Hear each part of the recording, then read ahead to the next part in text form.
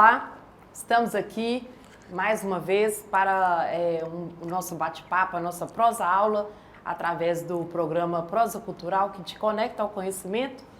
E hoje o nosso convidado é o Dr. Jacques. O Dr. Jacques, ele é psiquiatra e professor aqui da Univale. Então nós vamos bater um papo sobre saúde mental, né, e sua importância, como manter a saúde mental em dia. Dr. Jacques, é um prazer recebê-lo aqui no nosso programa para poder falar de um tema tão vital, tão importante. O prazer é meu, é uma grande satisfação estar aqui junto de vocês e realmente é um tema muito delicado, complexo e sempre muito atual, né? Saúde mental é algo que reflete muito na qualidade de vida diária das pessoas. Certo. E aí, nesse ponto de vista científico, o que a ciência, né, pode oferecer dentro da psiquiatria para poder, né, para a pessoa ter uma saúde mental que a possibilite ter uma vida harmônica, né, com todos as questões que a envolvem, né, questão pessoal, profissional? Sim, do ponto de vista da ciência, né, a gente percebe que a gente precisa de aproveitar que estamos numa época de grande avanço.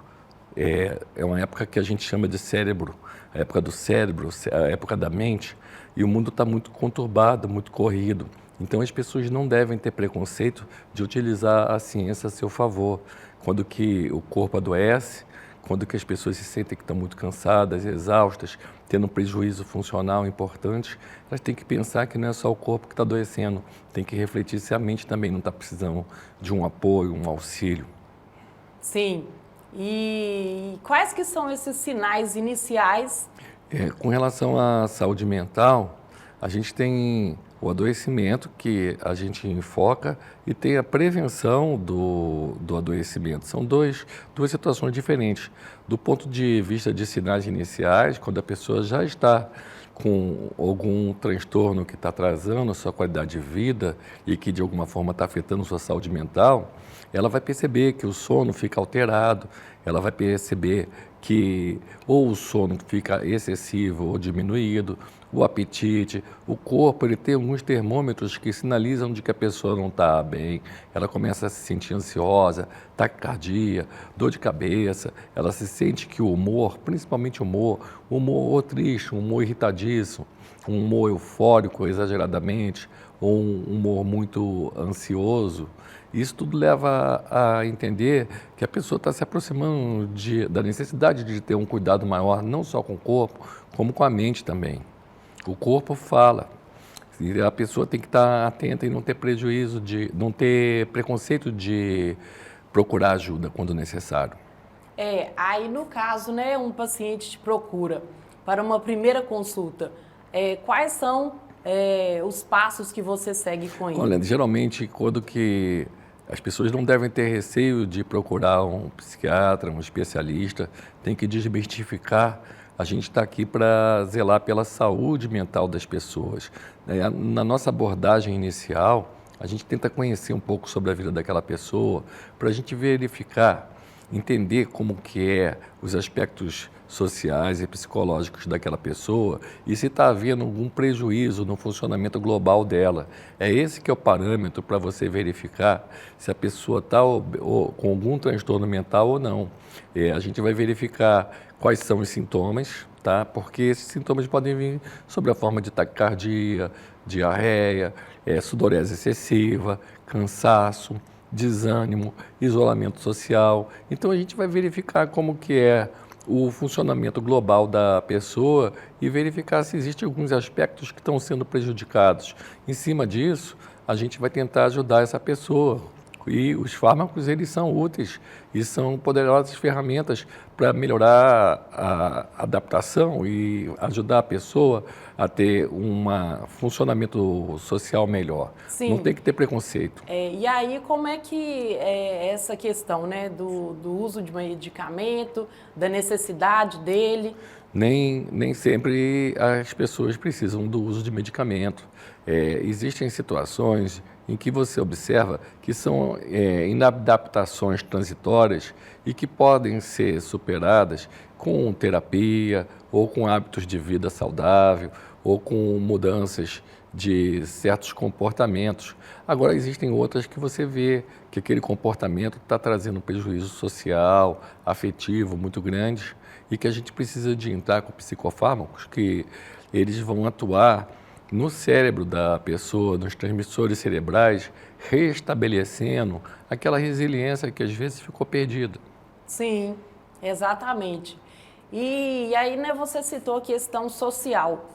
Qual que é a importância de socializar para poder manter, né, para o indivíduo manter a saúde mental no dia? Tanto atividade física e socialização é essencial. O homem, ele é um ser social, é um ser cultural, ele tem que estar rodeado desde a época da pré-história. O homem, ele já aprendeu que isolamento não traz benefício, que ele produz muito mais e que ele consegue ter uma qualidade de vida muito maior quando ele vive em grupo. Isso já está lá na pré-história, nas fogueiras e na reunião das tribos, né? O homem é um ser essencialmente social.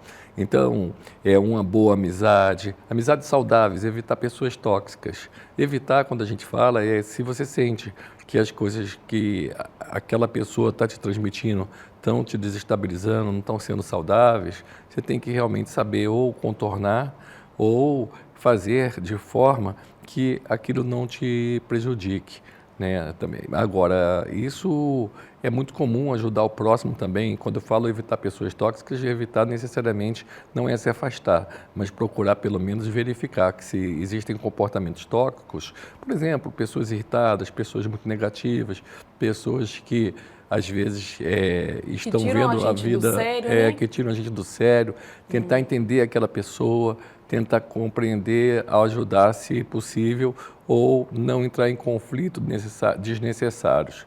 Eu acho que nesse mundo contemporâneo, uma vida mais tranquila, fugindo de conflitos e hábitos de vida saudáveis, pessoas saudáveis, alegres, contentes, conversar, desabafar, isso é muito bom.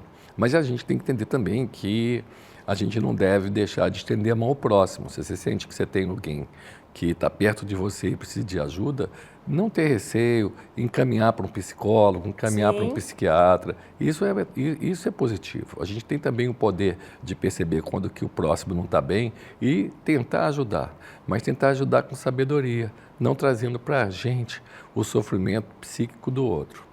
Exato. E qual que é o mecanismo biológico dos benefícios da atividade física para a saúde mental? A atividade física, tanto tem a questão biomédica, né, que o peso e hábitos de vida, a atividade física é bom para, no geral, prevenir doenças que poderiam ser crônicas, por exemplo, reumatismo, hipertensão, diabetes, mas não é só isso. Também tem outros aspectos ligados aos benefícios da atividade física que estão relacionados à liberação de endorfinas, sabe? Essas endorfinas, elas diminuem a oxidação celular. As pessoas que praticam esportes, a gente percebe que elas têm um pique de vida, que no geral elas são mais otimistas, que elas têm mais energia para viver, elas enfrentam melhor a dinâmica da vida cotidiana, que é uma vida muito corrida. Exatamente. Inclusive, né, a atividade física, o esporte, eles têm um valor pedagógico muito alto, né? Por exemplo, em esportes com time, né? A gente aprende a lidar com o outro, com a vitória, com a derrota, com o empate, né? E isso transpõe para a vida da gente, né? Esses esportes que são feitos em conjunto, eles mostram para o homem que, ao mesmo tempo que ele aprende que quanto mais ele pratica, melhor ele fica, ele aprende a lidar também com a frustração de nem sempre estar vencendo. Ele aprende também a planejar e executar tarefas em grupo. Então, vai ter reflexos em outras esferas do funcionamento da pessoa. E fora que o esportes em grupos, eles aproximam as pessoas que praticam o mesmo esporte em grupos, geralmente você percebe que elas têm laços de amizade, relacionamentos, laços de lazer. É muito bacana. é muito positivo na vida das pessoas, atividades em grupo. E no seu consultório, assim, quais são as doenças, né, psíquicas que você mais tem visto? Ansiedade, depressão? A gente vive uma época em que ansiedade, depressão, síndrome do pânico, sabe, dificuldade de concentração, nem tudo é TDAH. As pessoas às vezes pensam que são portadores do transtorno de déficit de atenção e hiperatividade, e às vezes são outras implicações que estão fazendo com que a pessoa tenha essa dificuldade de atenção e de hiperatividade, ansiedade intensa, né? Então a gente trata muito de depressão hoje. Eu acho que hoje a depressão, as pessoas resolveram perceber que se o corpo está triste, se o corpo está desmotivado, elas decidiram buscar ajuda. A gente vê muita depressão, a gente vê muita ansiedade, algumas pessoas procurando ajuda também para parar de beber ou diminuir o ritmo ou parar de fumar. Muitas questões relacionadas à insônia e tem outros aspectos novos também que a gente percebe que estão sendo mais frequentes dentro do consultório de um psiquiatra, que são pessoas com dores inexplicadas, que são denominadas de fibromialgia, né? Alguns pontos dolorosos, gatilhos estressores, trazendo cefaleia, trazendo dor, e tudo isso eu acho que faz parte do conjunto de dificuldades que a gente atravessa no dia a dia hoje. Hoje a vida é muito dinâmica. Exato. Dr. Jacques, foi um prazer falar com você aqui, né, sobre um tema que mexe diretamente com a saúde da gente, né? Porque, como Augusto Cury diz, né, a gente tem que cuidar muito da nossa mente, que a nossa mente é a empresa que não pode falhar, não é verdade? Essa frase dele é belíssima. E aproveitar que hoje a gente tem essa preocupação com o corpo e a gente tem que estar sempre ciente de que a preocupação maior é uma mente sã num corpo são. É um conjunto, não adianta se preocupar só com a mente, nem só com o corpo. É um conjunto de habilidades que a gente tem que adquirir para a gente conseguir atender as demandas contemporâneas. Certo. O Prosa Cultural fica por aqui, tá? Até a próxima edição e um forte abraço.